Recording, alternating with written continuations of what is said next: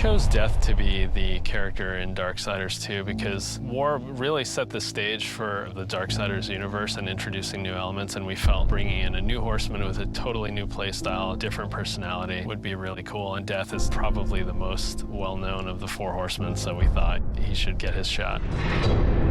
What makes Death different from War is almost everything about him. The way he expresses himself, the way he talks. I have an offer in mind. The way he handles business on the battlefield, and the way that he gets around. It's much more feral, more animal-like.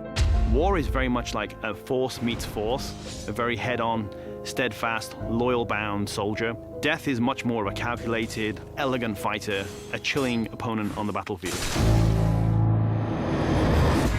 His traversal has definitely improved. It's a lot faster, more responsive, and so is his combat. His weapon is more interesting.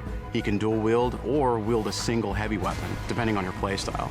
Death's primary weapon is a scythe. It's kind of a unique one. It's sort of a multi-purpose Swiss Army scythe, and he can use it with two different blades. He can attach it together to form the more traditional Reaper scythe. He can use it as a pole arm. Of course, he doesn't stop that. He'll pretty much use any weapon that's made available. You can get big axes, you can get crazy cool claws, big iron fists, and he'll even shoot guns. I mean, he'll use anything that he can, really. The main improvement from Darksiders 1 to Darksiders 2 was depth. We wanted to make the game more involved. We wanted to have more context. We wanted the player to really feel like they're in a real world with people living there, stuff going on, things going on.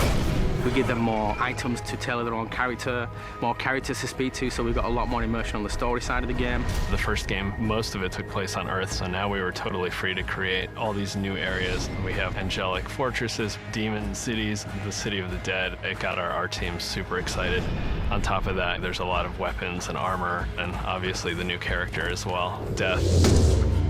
Death's the most feared, and he's one of the oldest horsemen in the fiction. They kind of look at him as a big brother. He's feared just because when he really gets down to business, he is the death dealer. That's sort of his thing. He wears his mask as an executioner's mask. That's his trade, that's his business. He takes people down. He doesn't wait for things to happen, he causes them to happen. So it's a much more aggressive style of game and a more aggressive character. I mean, I guess it's all wrapped up in his name, right? War implies some conflict, but death's the final end. Who doesn't fear that? A few words describe Death: cold and calculated. Agile, both in the way he fights and the way he deals with situations. My favorite word to describe Death is definitely arrogant. He's an opportunist. If I could describe Death in one word, it's probably badass.